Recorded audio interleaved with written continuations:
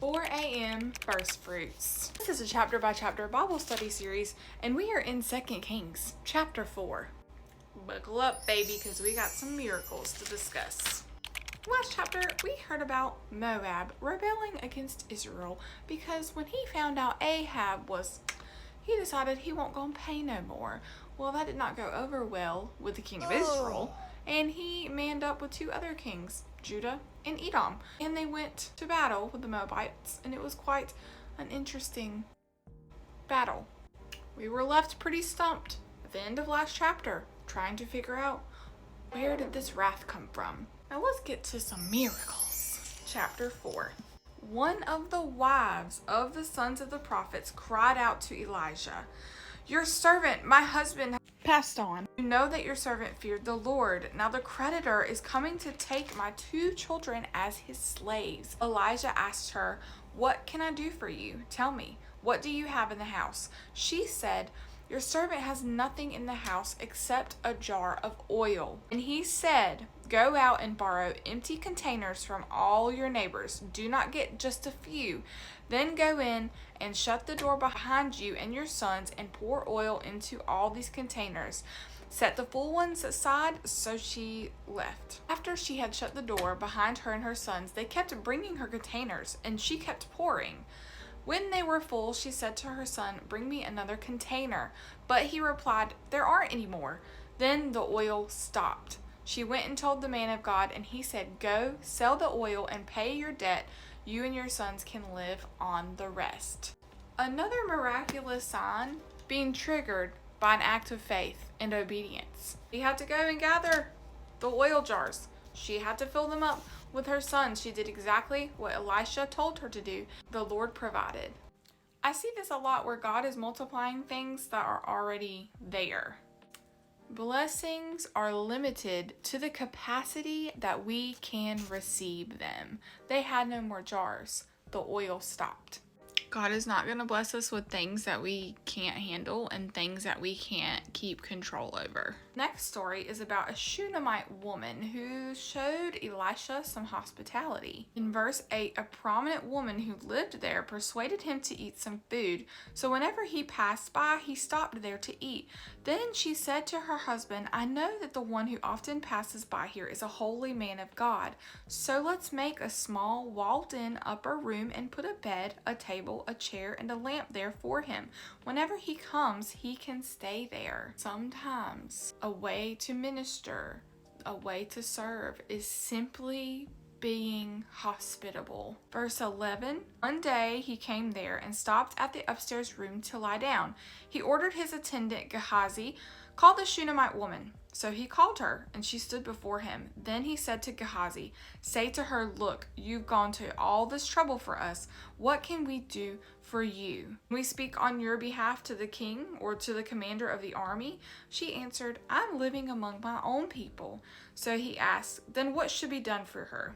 Gehazi answered, "Well, she has no son, and her husband is old."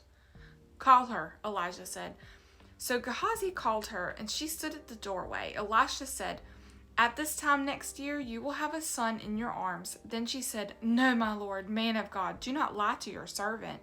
Other translations said, "Do not get my hopes up." The woman conceived and gave birth to a son at the same time the following year, as Elijah had promised her. I love that Elijah offered a worldly gift. "Should I go speak to the army, to the commander, to give you favor?" And she said, "No, I'm living amongst my own people." And so Gehazi and Elijah, they discerned her need. And then Elijah prophesied that she would have a son, that she would be blessed with a son from God. What an amazing reward for her hospitality. The child started to grow up, and one day he was complaining, "My head, my head." So the servants brought the boy to the mother, and he laid in her lap, and the mother laid the boy in Elisha's bed and sent for her husband and said, "I'm going to go seek the man of God." But she didn't tell him what happened. She didn't tell him their son had And she said, it's okay, everything will be fine. And she left to go find Elijah. The husband questioned her a little bit, like, why? It's not a new moon or a Sabbath. But she said, I just need to go talk to him. In verse 25, so she came to the man of God at Mount Carmel. When the man of God saw her at a distance, he said to his attendants, Gehazi, look, there's the Shunammite woman. Oh, run out to meet her. Ask her if she's all right. Is your husband all right? Is your son all right? And she answered, everything is all right. When she came up to the man of God at the mountain, she clung to his feet. Gehazi came to push her away, but the man of God said, leave her alone. She is in severe anguish, and the Lord has hidden it from me. He hasn't told me. Then she said, did I ask my Lord for the son? Didn't I say, do not lie to me? Didn't I say, don't get my hopes up? So Elijah said to Gehazi, tuck your mantle under your belt, take my staff with you, and go. If you meet anyone, don't stop to greet them, and if a man greets you, don't answer him. Then place my staff on the boy's face. This woman, when she says, do not get my hopes up, why did you get my hopes up? She had guarded skepticism about this son altogether. She just did not want to deal with any kind of heartbreak of it not happening. And then here's heartbreak of the boy. Well, Gehazi is not able to bring the boy back. He does exactly what Elijah tells him to do, and the boy does not come back.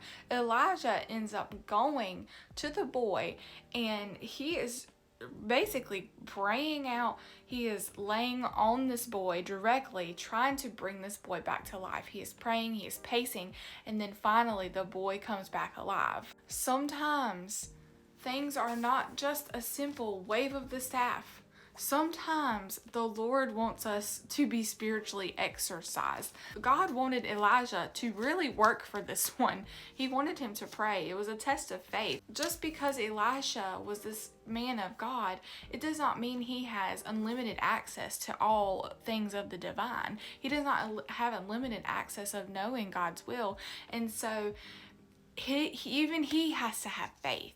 The rest of the chapter is very interesting. There's two more miracles listed after this.